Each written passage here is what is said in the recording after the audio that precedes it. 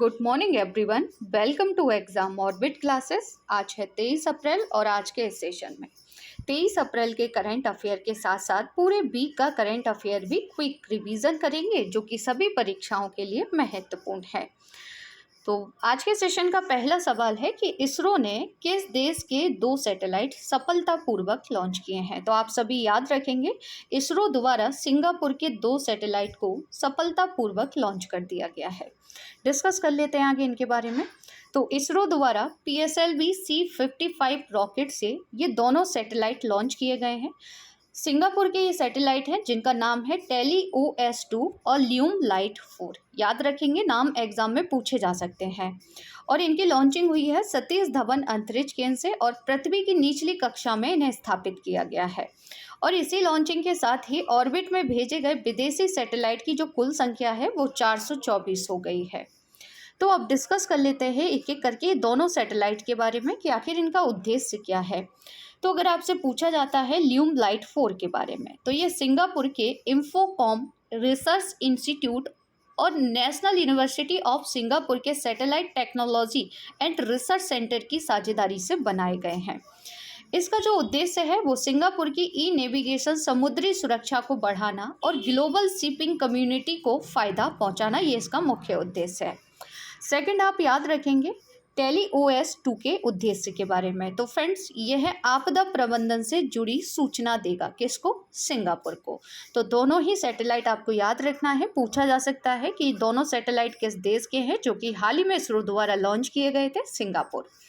अब डिस्कस कर लेते हैं कुछ एक्स्ट्रा फैक्ट, जैसे कि किस देश ने अपना पहला operational earth observation satellite Taifa first launch किया है। तो आप सभी जानते हैं, हाल ही में से ये है तो केन्या का, लेकिन इसकी लॉन्चिंग हुई है अमेरिका के कैलिफोर्निया से। खबरों में रहा जूस मिशन का संबंध किस ग्रह से है, तो यह बृहस्पति ग्रह से है, जिसे यूरोपीय अंतरिक्ष एजेंसी द्वारा लॉन्च किया गया।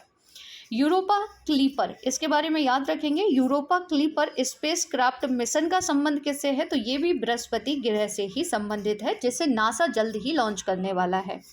शुक्र ग्रह पर सक्रिय ज्वालामुखी किसने खोजा है, तो नासा का एक मिशन था मैगलन मिशन। इसने क्या किया, इसने शुक्र ग्रह पर सक्रिय ज्वालामुखी खोजा है। APJ Abdul Kalam satellite launch vehicle mission की शुरुआत कहाँ की गई थी, तो ये चेन्नई में की गई थी।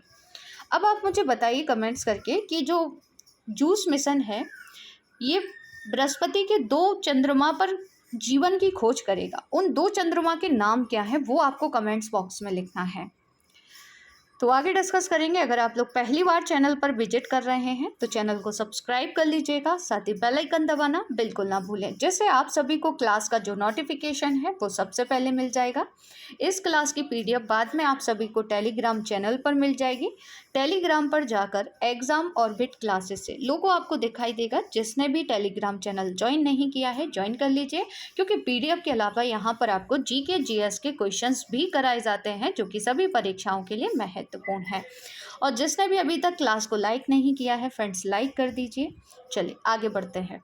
अगला सवाल, भारत सरकार द्वारा राष्ट्रीय तकनीकी अनुसंधान संगठन का नया अध्यक्ष किसे नियुक्त किया गया है, तो आगामी परीक्षा के लिए यह सवाल महत्वपूर्ण है, डायरेक्ट एग्जाम में क्वेश्चन बन सकता है। तो याद रखेंगे, नए अध्यक्ष बन गए हैं अरुण सिन्हा। अब ये जो 3 नाम आप देख रहे हैं ना, ये तीनों भी महत्वपूर्ण नाम है। JP नड्डा याद रखेंगे, BJP के वर्तमान में अध्यक्ष हैं। कल्याण चौबे अखिल भारतीय फुटबॉल महासंघ के अध्यक्ष बनाए गए हैं। रोजर बिन्नी के बारे में याद रखेंगे, ये वर्तमान में BCCI के अध्यक्ष हैं।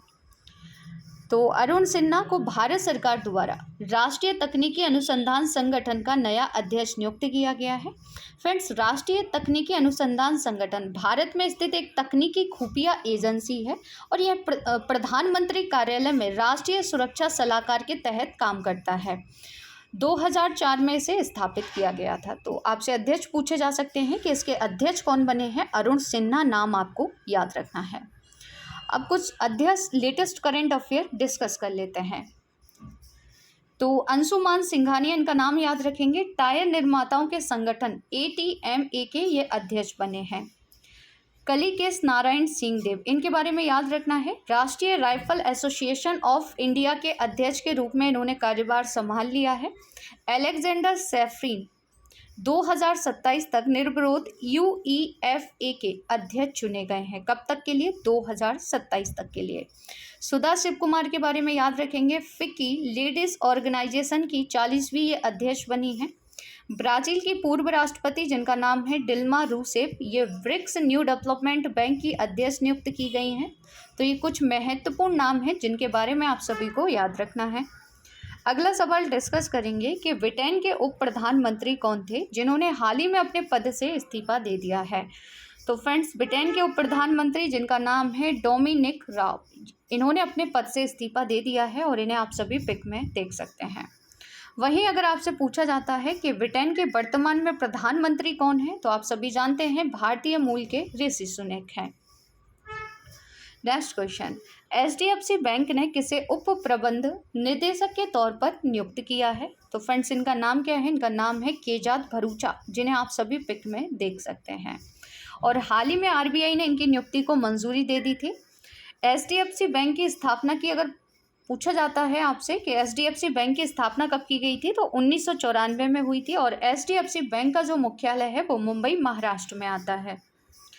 तो अब रिवीजन कर लेते हैं पूरे वीक का, आप सभी आंसर करते चलेंगे कमेंट्स बॉक्स में। तो पहला सवाल है कि फेमिना मिस इंडिया 2023 की विजेता कौन बनी है? तो फ्रेंड्स, याद रखेंगे इनका नाम है नंदिनी गुप्ता और ये राजस्थान की रहने वाली हैं। अगला सवाल, वर्ष 2022 के लिए महाराष्ट्र भूषण पुरस्कार किसे प्रदान किया गया है? तो महाराष्ट्र भूषण पुरस्कार दिया गया है डॉक्टर अप्पा साहब धर्माधिकारी को। नेक्स्ट क्वेश्चन, पूर्वोत्तर में पहले एम्स का उद्घाटन किसने किया है? तो आप सभी याद रखेंगे, पूर्वोत्तर के पहले एम्स का उद्घाटन प्रधानमंत्री नरेंद्र मोदी जी के द्वारा किया गया है। कहाँ पर किया गया है? तो गुवाहाटी में किया गया है, ये भी आपको याद रखना है। किस देश की राजधानी ढाका में 58 साल में सबसे ज़्यादा तापमान रिकॉर्ड किया गया है? तो ढाका कहाँ की कैपिटल है? तो ये बांग्लादेश की है। पशु महामारी को समग्र रूप से संबोधित करने के लिए पशु महामारी तैयारी पहल किसने शुरू की है? तो इसकी शुरुआत की गई पुरुषोत्तम रूपाला जी के द्वारा। अगला सवाल, बायोगैस पर 2 दिवसीय वैश्विक सम्मेलन कहाँ पर हुआ है? तो याद रखेंगे, बायोगैस पर 2 दिवसीय जो वैश्विक सम्मेलन हुआ है, इसका आयोजन किया गया नई दिल्ली में। अगला सवाल, नई दिल्ली में राष्ट्रीय पंचायत पुरस्कार किसने प्रदान किए हैं? तो नई दिल्ली में राष्ट्रीय पंचायत पुरस्कार दिए गए राष्ट्रपति द्रौपदी मुर्मू जी के द्वारा, जिन्हें आप सभी पिक में देख सकते हैं। अगला सवाल, भारत के विदेश मंत्री डॉक्टर एस जयशंकर ने किस देश में भारत द्वारा निर्मित बुजी ब्रिज का उद्घाटन किया है? ये क्वेश्चन याद रखना, पूछा जा सकता है आगामी परीक्षा में कि जो बुजी ब्रिज है, ये भारत द्वारा कहाँ पर निर्मित किया गया है? तो ये मोजाम्बिक में किया गया है। अगला सवाल, स्टील इंडिया 2023 कहाँ पर हुआ है? तो स्टील इंडिया 2023 का आयोजन किया गया मुंबई में। नेक्स्ट क्वेश्चन, भारत ने किस देश में अपना 16वां वीजा आवेदन केंद्र खोला है? तो ये हाल ही में बांग्लादेश में खोला गया है। कहाँ पर? बांग्लादेश में। अगला सवाल, अंतर्राष्ट्रीय विकेट्स अलायंस का संस्थापक सदस्य कौन बना है? तो फ्रेंड्स, नेपाल बन गया है। नेक्स्ट क्वेश्चन, भारत सरकार के वाणिज्यिक मंत्रालय द्वारा जारी वार्षिक व्यापार के आंकड़ों के अनुसार कौन सा देश भारत का दूसरा सबसे महत्वपूर्ण निर्यात गंतव्य बना है? तो फ्रेंड्स, याद रखेंगे, संयुक्त अरब अमीरात बन गया है। भारत का सतलुज जल विद्युत निगम किस देश में 669 megawatt lower Arun hydro project बनाने जा रहा है? तो ये प्रोजेक्ट बनाया जा रहा है कहाँ पर? नेपाल में। अगला सवाल, डिजिटल स्वास्थ्य शिखर सम्मेलन 2023 कहाँ पर हुआ है? तो फ्रेंड्स, इसका आयोजन किया गया था गोवा में। नेक्स्ट क्वेश्चन रिवीजन करेंगे कि किस देश ने अपने आखिरी 3 परमाणु रिएक्टरों को बंद कर दिया है? ये पूछा जा सकता है। तो फ्रेंड्स, ये हाल ही में जर्मनी के द्वारा बंद कर दिए गए हैं। किसके द्वारा? जर्मनी के द्वारा। संयुक्त राष्ट्र द्वारा नवीनतम डेटा के अनुसार कौन सा देश दुनिया का सबसे अधिक जनसंख्या वाला देश बन गया है? तो सबसे अधिक जनसंख्या वाला देश बन गया है भारत, जिसने चाइना को पीछे छोड़ दिया है। और ये रिपोर्ट यानी कि ये जो डेटा है, ये किसके द्वारा जारी किया गया? संयुक्त राष्ट्र के द्वारा। अगला सवाल, नेशनल क्वांटम मिशन के तहत कितने करोड़ रुपए मंजूर किए गए हैं? तो फ्रेंड्स याद रखेंगे 6000 करोड़ रुपए मंजूर किए गए हैं। अगला सवाल, विजडन क्रिकेटर्स 2022 की सूची में निम्न में से किसे शामिल किया गया है? तो फ्रेंड्स याद रखेंगे हरमनप्रीत कौर और सूर्य कुमार यादव को शामिल किया गया है, जिन्हें आप सभी पिक में देख सकते हैं। आंसर हो जाएगा ए और बी दोनों। इसके अलावा आप याद रखेंगे कि सूर्य कुमार यादव को T20 cricketer of the year भी चुना गया है। हरमनप्रीत कौर ने Wisden cricketers of the year नामित होने वाली ये पहली भारतीय महिला बनी है, तो इनके बारे में भी आपको याद रखना है। क्वेश्चन इस प्रकार से भी बन सकता है कि हरमनप्रीत कौर का संबंध किस खेल से है? तो ये काफ़ी अच्छी क्रिकेट खिलाड़ी हैं, ये भी आप याद रखेंगे। नेक्स्ट क्वेश्चन है कि प्रवासी भारतीय सम्मान पुरस्कार किसे मिला है? तो यह पुरस्कार दिया गया है फेडेक्स के CEO राज सुब्रमण्यम को, जिन्हें आप सभी पिक में देख सकते हैं। खबरों में रहा त्रिपक्षीय संवाद मंच, जिसमें भारत, ब्राज़ील और कौन सा देश शामिल है? तो फ्रेंड्स इसमें दक्षिण अफ्रीका शामिल है और इस समय ये काफ़ी सुर्खियों में बना हुआ है, तो आपसे पूछा जा सकता है। अगला सवाल, किस राज्य के कुंबन अंगूर को GI टैग मिला है? तो ये कहाँ का अंगूर है जिसे GI टैग दिया गया है? तमिलनाडु। नेक्स्ट क्वेश्चन, युवा पोर्टल का शुभारंभ किसने किया है? तो युवा पोर्टल का जो शुभारंभ है ये किया गया है डॉक्टर जितेंद्र सिंह जी के द्वारा, जिन्हें आप सभी पिक में देख सकते हैं। अगला सवाल, फेंगयून 3 उपग्रह किसने लॉन्च किया है? तो इसकी लॉन्चिंग हाल ही में चाइना के द्वारा की गई है। किसके द्वारा? तो चीन ने इसे लॉन्च किया है। नेक्स्ट क्वेश्चन, प्रधानमंत्री नरेंद्र मोदी जी ने पहले वैश्विक बौद्ध शिखर सम्मेलन का उद्घाटन कहाँ पर किया? अच्छे से याद कर लेंगे, पूछा जा सकता है, क्योंकि पहला वैश्विक बौद्ध शिखर सम्मेलन है जो कि नई दिल्ली में हुआ है और इसका उद्घाटन प्रधानमंत्री नरेंद्र मोदी जी के द्वारा किया गया है। अगला सवाल, लता दीनानाथ मंगेशकर पुरस्कार किसे दिया जाएगा? तो फ्रेंड्स लता दीनानाथ मंगेशकर पुरस्कार से सम्मानित किया जाएगा आशा भोसले को, जिन्हें आप सभी पिक में देख सकते हैं। और इसके अलावा एक और नाम याद रखेंगे पंकज उधास का, और पंकज उधास को भारतीय संगीत में उनके योगदान के लिए मास्टर दीनानाथ मंगेशकर पुरस्कार से सम्मानित किया जाएगा। यह पुरस्कार आशा भोसले जी को कब दिया जाएगा? तो 24 अप्रैल को दिया जाएगा। नेक्स्ट क्वेश्चन है कि किसे राष्ट्रीय सुरक्षा परिषद सचिवालय में सैन्य सलाहकार के तौर पर नियुक्त किया गया है? तो फ्रेंड्स इनका नाम है संदीप सिंह, जिन्हें आप सभी पिक में देख सकते हैं। नेक्स्ट क्वेश्चन, किस भारतीय अमेरिकी को US में डिप्टी सेक्रेटरी ऑफ डिफेंस नियुक्त किया गया है? तो deputy under secretary of defence नियुक्त किया गया है राधा अयंगर प्लेब को, जिन्हें आप सभी पिक में देख सकते हैं। अगला सवाल, दुनिया का सबसे धनी शहर कौन सा है? तो दुनिया का सबसे धनी शहर है न्यूयॉर्क, जबकि दूसरे स्थान पर आता है कौन सा शहर? तो याद रखेंगे जापान का टोक्यो।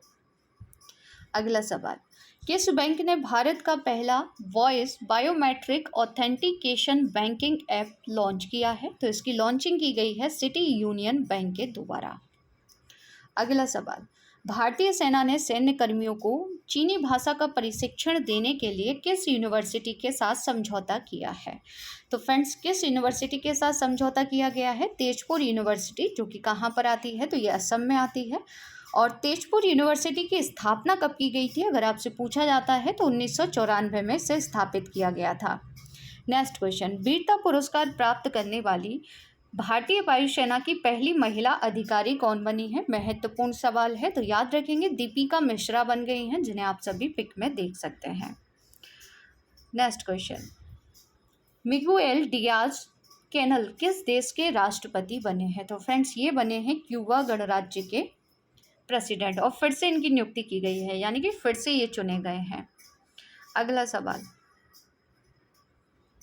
अगर आपसे पूछा जाता है कि अभ्यास इनिओचोस कहाँ होगा? तो फ्रेंड्स इसका आयोजन किया जा रहा है ग्रीस में, और ये महत्वपूर्ण है क्योंकि भारतीय वायुसेना पहली बार इस एक्सरसाइज में भाग ले रही है, तो ये आपसे पूछी जा सकती है इसका आयोजन कहाँ पर किया गया? तो ग्रीस में। रोबर विल्सन निम्न में से कहाँ के पहले अश्वेत मुख्य न्यायाधीश बने हैं? तो ये बन गए हैं कहाँ के? न्यूयॉर्क के, जिन्हें आप सभी पिक में देख सकते हैं। अगला सवाल, एशियन इंफ्रास्ट्रक्चर इन्वेस्टमेंट बैंक निम्न में से कहाँ अपना पहला विदेशी कार्यालय खोलेगा? तो इस बैंक के द्वारा अपना पहला विदेशी कार्यालय खोला जाएगा आबू धाबी में। याद रखेंगे कहाँ पर? आबू धाबी में। अगला सवाल, माउंट अन्नपूर्णा कहाँ स्थित है? तो माउंट अन्नपूर्णा आती है नेपाल में, यानी कि ये जो चोटी है, ये जो पर्वत शिखर है, ये कहाँ पर है? तो ये आता है नेपाल में। नेक्स्ट सवाल, असम और किस राज्य ने सीमा विवाद को सुलझाने के लिए समझौते पर हस्ताक्षर किए हैं? तो ये अरुणाचल प्रदेश ने किए हैं। और कहाँ पर? तो नई दिल्ली में हाल ही में दोनों के बीच जो सीमा विवाद था, इस पर समझौता हुआ है और इसमें जो महत्वपूर्ण भूमिका निभाई है वो अमित शाह जी के द्वारा है ना। अगला सवाल, राष्ट्रीय चिकित्सा आयोग ने किस राज्य को अपना पहला मेडिकल कॉलेज स्थापित करने की मंजूरी दे दी है? तो फ्रेंड्स, नागालैंड को यह मंजूरी मिल गई है। यूनिकॉर्न की संख्या के मामले में दुनिया का तीसरा सबसे बड़ा देश कौन सा बना है? तो देखिए, पहले स्थान पर अमेरिका, फिर चाइना और इसके बाद आ गया है भारत। दुनिया के सबसे बड़े और शक्तिशाली रॉकेट स्टारशिप की लॉन्चिंग फेल हो गई। इसे किसने लॉन्च किया? तो इसे लॉन्च किया गया था स्पेस एक्स के द्वारा। स्पेस एक्स किसकी कंपनी है? आई होप आप सभी जानते होंगे, एलन मस्क की है और 2002 में इसे स्थापित किया गया था। फसल बीमा योजना के लिए राष्ट्रीय पुरस्कार किसे मिला है? तो फसल बीमा योजना के लिए राष्ट्रीय पुरस्कार दिया गया है कर्नाटक को।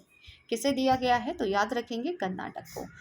तो फ्रेंड्स, आज के सेशन में 23 अप्रैल के करंट अफेयर के साथ साथ पूरे वीक का करंट अफेयर भी बिल्कुल कम से कम समय में क्विक रिवीजन कर लिया। तो ये सेशन आपको कैसा लगा कमेंट्स करके ज़रूर बताइएगा। अगर क्लास अच्छी लगी हो तो क्लास को ज़्यादा से ज़्यादा शेयर कीजिएगा, लाइक कीजिएगा और चैनल को सब्सक्राइब ज़रूर कर लीजिएगा। मिलते हैं नेक्स्ट सेशन में एक नए टॉपिक के साथ। तब तक के लिए जय हिंद, जय भारत।